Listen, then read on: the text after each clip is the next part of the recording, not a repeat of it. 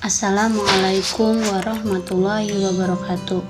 Perkenalkan, nama saya Rima Rismalawati dari kelas akuntansi 3B Fakultas Ekonomi Universitas Kuningan.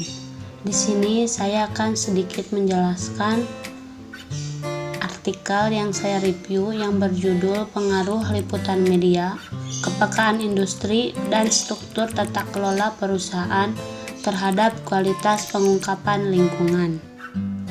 Untuk itu kita langsung saja ke materi. Yang pertama, pembahasan artikel ada tujuan penelitian, permasalahan yang diangkat dalam penelitian. Yang ketiga, teori-teori yang digunakan dalam artikel. Yang keempat, populasi, sampel, dan alat yang digunakan. Keempat, hasil pengujian hipotesis. Keempat, kesimpulan penelitian. Yang pertama ada tujuan penelitian. Penelitian ini bertujuan untuk menguji pengaruh liputan media, kepekaan industri, dan struktur tata kelola perusahaan terhadap kualitas pengungkapan lingkungan. Yang kedua ada permasalahan yang diangkat dalam penelitian. Permasalahan tentang lingkungan menjadi perhatian oleh sebagian perusahaan, baik di tingkat nasional maupun internasional. Permasalahan tersebut timbul akibat aktivitas industri ekstraktif, yaitu perusahaan tambang dan sawit dalam skala besar yang merupakan predator puncak ekologis. Survei yang dilakukan oleh Wahana Lingkungan Hidup Indonesia atau WALHI menyatakan bahwa kasus lingkungan menjadi penyebab masih minimnya pelaporan tanggung jawab sosial dan lingkungan. Teori-teori yang digunakan dalam artikel. Yang pertama, teori legitimasi. Teori ini menyatakan kontrak sosial organisasi dengan masyarakat. Kelangsungan hidup perusahaan akan terancam jika masyarakat merasa suatu perusahaan telah melanggar kontrak sosialnya.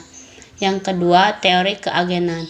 Teori ini menyatakan bahwa hubungan keagenan timbul ketika salah satu pihak atau prinsip menyewa pihak lain atau agen untuk melakukan beberapa jasa untuk kepentingannya yang melibatkan pendelegasian beberapa otoritas pembuatan keputusan kepada agen.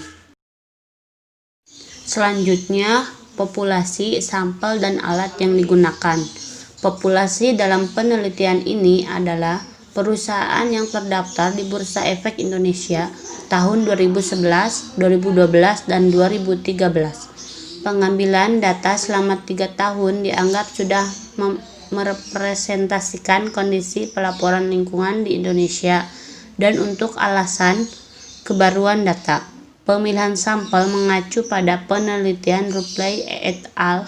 Tahun 2012 dan Presetianti tahun 2014 terdiri atas 6 jenis industri, yaitu pertambangan, energi, kimia, farmasi, kosmetik, serta makanan dan minuman. Pembatasan jenis industri tersebut untuk meningkatkan kualitas pengumpulan data, karena proses pengumpulan data bisa lebih terfokus. Teknik pengambilan sampel dilakukan dengan metode purposive sampling berdasarkan kriteria yang telah ditentukan. Ada di tabel 1. Yang pertama, perusahaan pertambangan, energi, kimia, farmasi, kosmetik, makanan dan minuman di BI tahun 2011 sampai 2013. Jumlahnya ada 70. Yang kedua, perusahaan yang tidak melaporkan laporan baik dalam manual report maupun sustainability report. Jumlahnya ada 20. Yang ketiga, perusahaan yang memenuhi kriteria, jumlahnya ada 50. Yang keempat, jumlah sampel 2013 sampai 2013 ada 150. Yang kelima, data outlier, jumlahnya ada 22. Yang keenam, total sampel ada 128. Selanjutnya, hasil pengujian hipotesis. Yang pertama, pengaruh liputan media terhadap kualitas pengungkapan lingkungan. Hasil uji hipotesis menunjukkan bahwa keberadaan liputan media H1 ditolak. Variabel environmental media yang diukur dengan menggunakan keberadaan liputan media tidak berpengaruh terhadap kualitas pengungkapan lingkungan. Hal ini disebabkan oleh sampel penelitian ini masih memiliki keterbatasan dalam pengukuran media. Yang kedua, ada pengaruh kepekaan industri terhadap kualitas pengungkapan lingkungan. Hasil uji hipotesis menunjukkan bahwa variabel kepekaan industri, hipotesis 2, diterima pada tingkat A10%. Hasil tersebut menunjukkan bahwa perusahaan pertambangan akan mengungkapkan kinerja lingkungan dengan lebih berkualitas dibandingkan perusahaan yang berada pada industri lainnya. Yang ketiga, pengaruh komisaris independen terhadap kualitas pengungkapan lingkungan.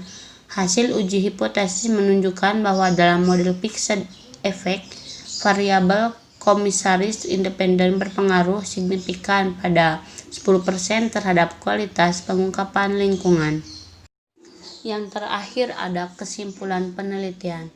Berdasarkan analisis data dan pembahasan yang telah dilakukan, maka dapat kesimpulan bahwa kepekaan industri, komisaris independen, multiple directorship, ukuran dewan komisaris, ukuran perusahaan, dan profitabilitas berpengaruh terhadap kualitas pengungkapan lingkungan.